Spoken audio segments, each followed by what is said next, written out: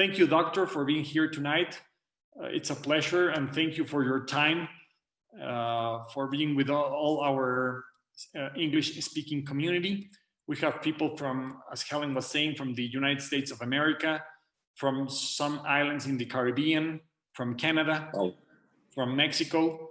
So let's begin. Thank you. Thank you.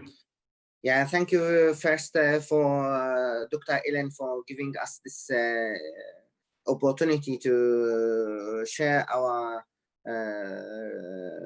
story and future with you, with your members and leaders. And thank you, Alex, for this opportunity again today. It's a great pleasure to have this chance to celebrate this 10 years of anniversary in a business that normally move for 3-5 years and people renew, or sustainability and longevity is not the norm in such a sector. I think Alex, as Dr. Ellen was saying, and just to come back to her point, you know, about where we come for the last 10 years and our omotenashi and our woman empowerment focus is important to remind just where we started, you know, and why we are doing the way we are doing, and why Sanki is a unique company, you know. So I think instead of starting by the status about our technology, we can move directly to the genesis of our research, which is the microbiome, you know, the page of the microbiome page, and share with people where I started. Yes. So we started, you know, with the research in the microbiome, and why some human live this 100 years and why other humans don't have this chance. This research is very, very complicated. Frankly speaking, if we go back in the past, when I start doing it with the Okinawa project, I think they give me this project because I was kind and introvert, so I couldn't refuse, because it is very complicated project at that time. We don't have the AI system of today. We don't have the algorithm of today. We don't have the software of today that allow us to study such complexity of things. And the conclusion of this science, of this research, is some humans have very good, healthy, positive, happy life because of their simply microbiome. They got the gift from the mother at born, and this gift continue all of their life. And this gift of microbiome defy the what we call sometimes the pollution, the bad nutrition, and even heavy smoking, and make that these people is very healthy and happy. Now, how can we bring this to the average people after we study this is, I think, the unique point. Everybody at that moment, you know, try to take this to a pharmaceutical level, and there is existing a product in the market that take good bacteria and bad bacteria and select these good bacteria and giving to the people, and this is everybody is happy.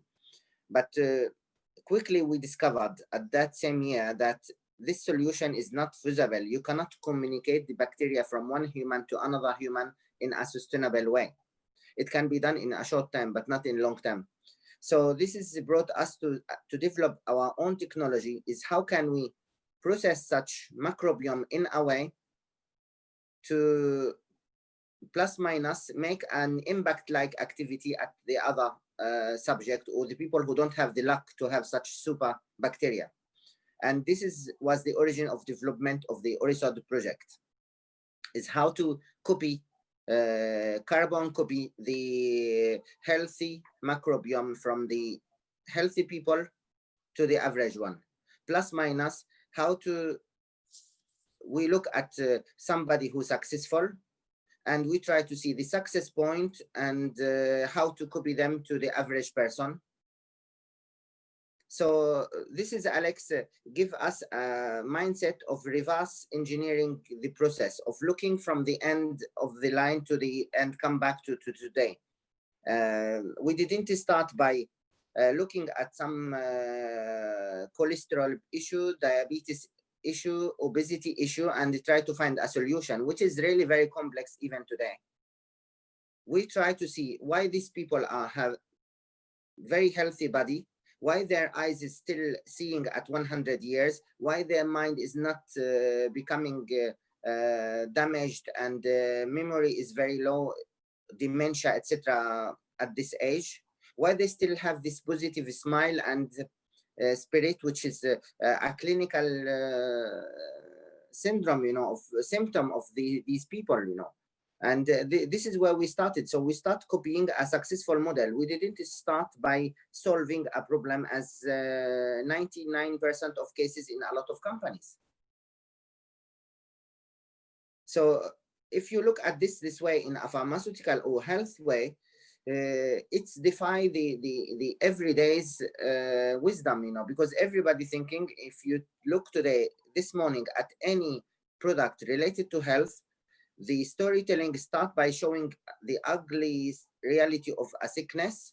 Some women have bad skin condition, somebody has obesity, somebody has diabetes, somebody have high pressure, fatigue, no energy, and the solution come and happy end of story.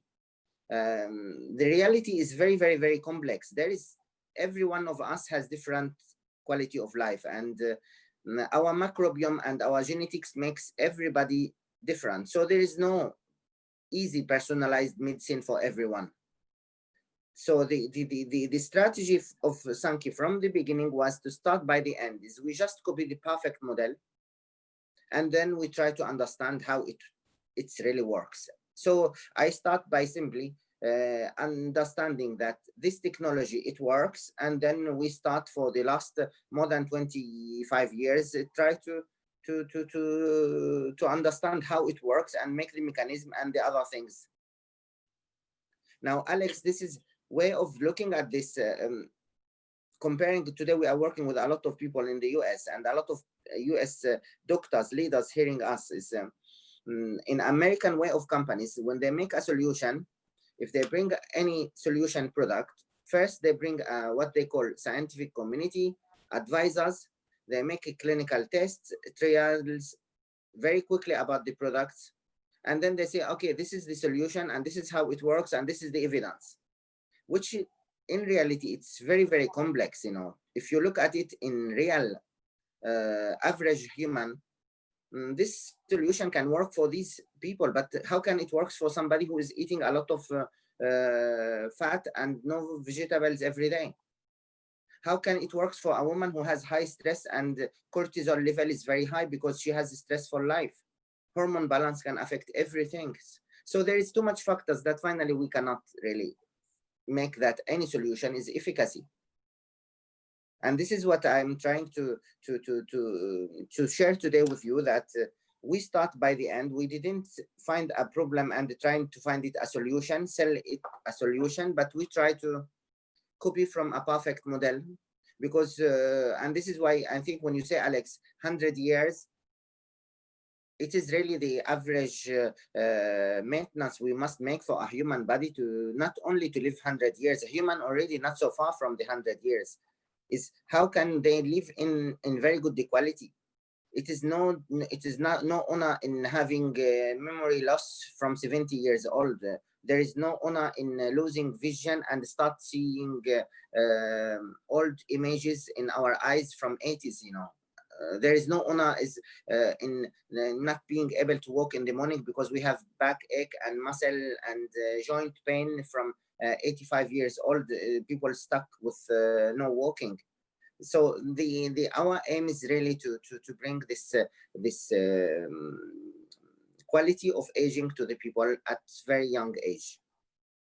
So it is very, very difficult solution, because we must sell to the people the vision of the future. How can they looks good after 50s, after 60s, after 70s, after 80s?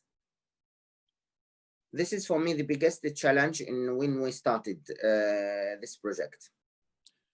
And you started in Okinawa, in Japan, because I understand that even in Japan, which is, I think, maybe the healthiest country in the world. And why Yes. do I say that? Because the average lifespan of a Japanese is almost 90 years. And the average lifespan of an American is 74 years. Yeah. So there's a huge difference. And a lot of people think that it's because of their genes. And now we know that the secret is not just the genes. Maybe the genes can help, but it's more about epigenetics. And in Okinawa, the average lifespan is even higher than in all the other parts of Japan. So that's why you started in Okinawa, because I understand there are lots of centenarians there that have these good quality lives above 100 years, 100 years old. So exactly this point, Alex. This above 100 years is the very unique point that we only can see it in concentrated in this island of Okinawa. Now what people never say about it is this, this island, people during World War II suffer from a lot of hunger. And a lot of people has, plus minus, we can say the weak people has been eliminated by this hunger. They couldn't survive, they starved, etc. So very few people who is very strong, especially the woman, strong woman survived more than men in Okinawa. And I think this survival mode bring to them this capacity to have a very strong microbiome. So it is not really about the simple